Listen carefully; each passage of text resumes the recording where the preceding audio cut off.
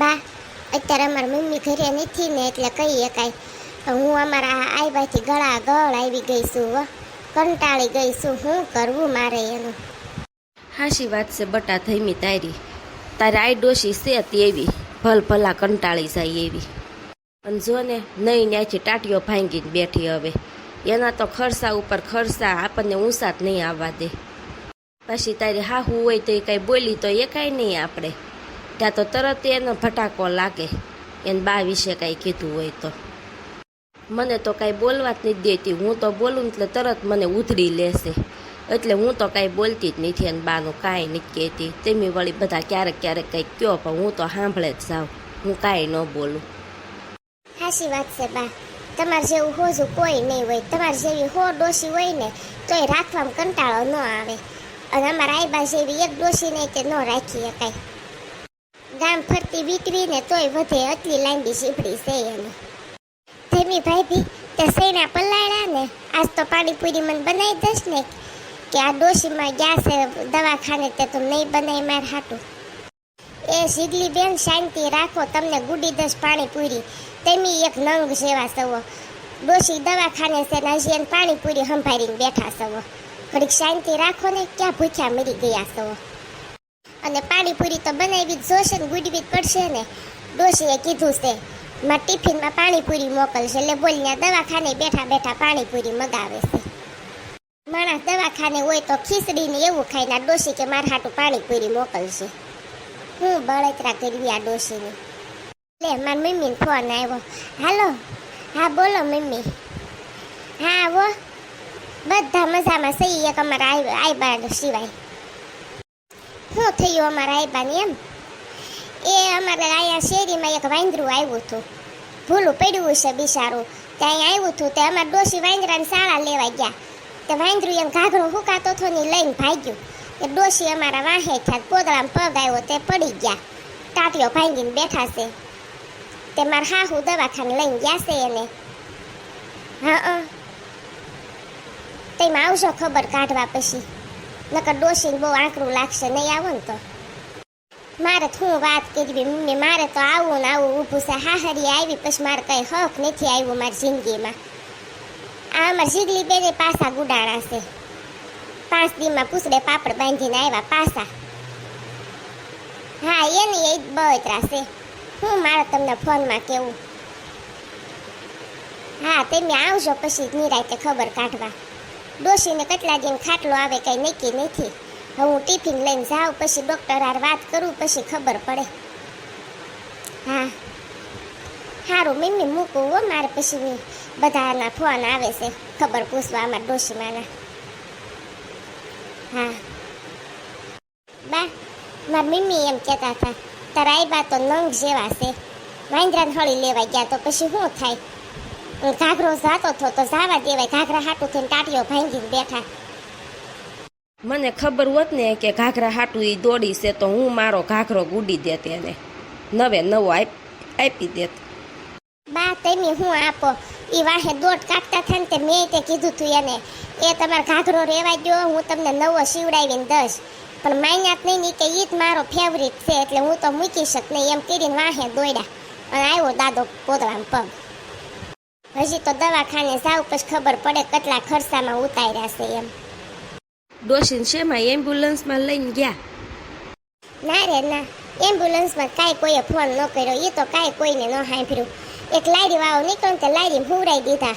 અને મમ્મીને કીધું જાવ આ લારી વાળાને ધક્કો મરાવશે. ડોશી ભારે તતલા છે બિચારો, વળ ખાઈ જાય તોય તે પોગાડી નહીં શકે. એટલે તેમીને લારી વાળો ભાઈ ધક્કો મારીને પોગાડો એને દવાખાને.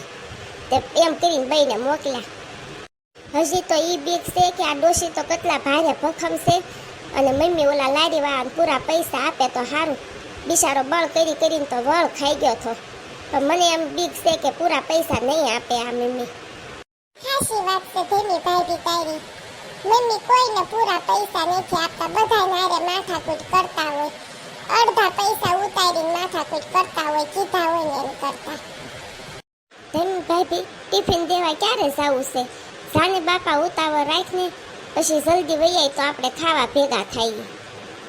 મારે ધમાભાઈને હારે જવાનું છે ગાડી ઉપર ટિફિન દેવા. ના રે ના, ગાડી ઉપર તો કાંઈ નથી જવાનું. ગાડી ઉપર આવે બધો સામાન. ત્યાં ડોશીને થોડુંક થોડે થાય છે. ટેમ્પો બંધાયો છે પાણીપુરી લઈને જવા હાટું. ડોશી પાણીપુરી મગાવીને તો બેઠા છે, પણ મને ડૉક્ટરની બીક લાગે છે. એ મને ખીજાશે. આ દર્દીને પાણીપુરી થોડી ખવડાવવાની હોય, તમને ભાન નથી પડતી એમ કહે મને, જોજો તેમ. પણ મારે તો શું કરવું? કુડી વચ્ચે હોપારી. ડોશીમાં હઠ લીધી હતી, પાણીપુરી લીધા વગર ન આવતી. તો શું કરવું મારે? ગુડવી પડી મારે. હે જીગલી બેન, હવે તમને પાણીપુરી અપખે થઈ કે હજી નથી થઈ?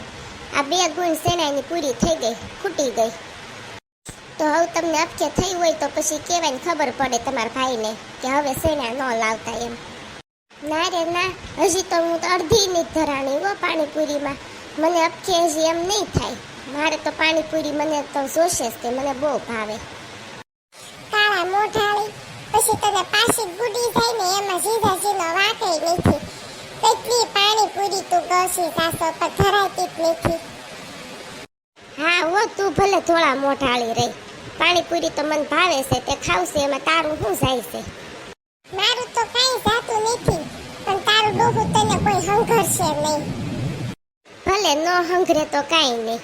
હું તો અહીંયા બેઠીશ બાપાને ઘરે આખી જિંદગી, અને ધીમી ભાભી મને પાણીપુરી કરીને ખવડાવશે. કા ધીમી ભાભી? ના ના વો જીગલી બેન, તો તેમ જેમાં એ તમારા બાપાને ઘર બેસો ને એમ મારે મારા બાપાને ઘર પાછું જવું જોશે. જો તેમ તમારા હાહરે નહીં જાવ ને તો મારે કાંઈ રોજ ઉઠીને પાણીપુરી બનાવવાની નવરાય નથી. એક તેમી નથી ધરાતા ને એક આપણા આઈબા નથી ધરાતા. મને તો એમ થાય કે આ આઈબાને 1 મહિનાનો ખાટલો કે તો મહિનો તો શાંતિ થાય મારે. ભલે ને પાણીપુરી ગુડી આવી પડે, પણ એનું બકબક તો ન સાંભળવું પડે.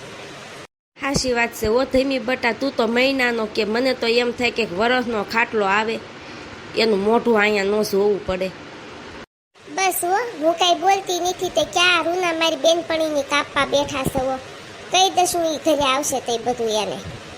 નાની બેન, આ લીલી ડોશી હું આ બેઠા છે એ તો આપણને ખબર જ ન રહી ને આપણે આપણા આઈબાનું મીંડા બધું બોલવા. આ ડોશી મૂંગી મોઢામાં જીભ ભરાઈને બેઠી હોય ને તે આપણને યાદ જ ન આવે ડોશી બેઠી છે એમ. અને આપણે તો સકાયું આપણા આઈબાનું. હવે આ કહી દેશે તો આપણા આઈબા તો આપણને ઉધડા લે છે. હજી તો આપણા આઈબાને કેટલા મહિનાનો ખાટલો હોય કેમ ખબર પડે? ત્યાં સુધી તો એ ઘરે નહીં આવે. ત્યાં ડોશી ભૂલી નહીં થાય. ના રે ના, કોઈ ભૂલે નહીં. આ ડોશી એમ તો બહુ ભૂંડી છે. કાંઈ નહીં, આઈબાને ઘરે તો આવવાય ગયો, પછી બધું જોયું થાય. હવે ટેમ્પા વાળો આવી ગયો હશે. સાવને ધીમી ભાઈથી દઈ આવો ને ટિફિન ગુડી આવો ને તેમ ડોશી માને. પછી આપણે ઘરે શાંતિથી ખાઈને હોઈ જાય. હા હો, હાશી વાત છે તમારી. હવે ટેમ્પા વાળો આવી ગયો છે. એમ મને કીધું તું હું કલાકમાં આવું છું એમ. ત્યાં કલાક ઉપર થઈ ગયું. લાય હું તેને દઈ આવું, ગુડી આવું ટિફિન. મારા વાલા ફ્રેન્ડ, મારા ફેસબુક ફ્રેન્ડ, મારા ઇન્સ્ટાગ્રામના ફોલોવર્સ બધાને હું રિક્વેસ્ટ કરું છું કે પ્લીઝ પ્લીઝ પ્લીઝ મારી ચેનલને સબસ્ક્રાઈબ કરો અને મારા વિડીયાને શેર કરો, જેથી બીજા લોકો પણ મારી ચેનલને સબસ્ક્રાઈબ કરે અને આગળના વિડીયો મારા એને પણ મળતા રહે. ઓકે? હા હો, યુટ્યુબના, ફેસબુકના અને ઇન્સ્ટાગ્રામના બધા ફ્રેન્ડને રિક્વેસ્ટ કરું છું કે પ્લીઝ ધમી ભાભીને સપોર્ટ કરો, એની ચેનલને સબસ્ક્રાઇબ કરો અને બીજા લોકોને શેર કરો, જેથી આપણને વધારે હસાવવાની એને પણ મજા આવે. અને મને તો એમ લાગે કે ધમી ભાભી જેટલા સારા વિડીયા કોઈ બનાવી જ ન શકે. એટલા કોમેડી ને એટલું મગજ એનું ઘસીને બનાવે છે. તો પ્લીઝ એને સપોર્ટ કરતા રહ્યો એવી મારી તમને બધાને રિક્વેસ્ટ છે.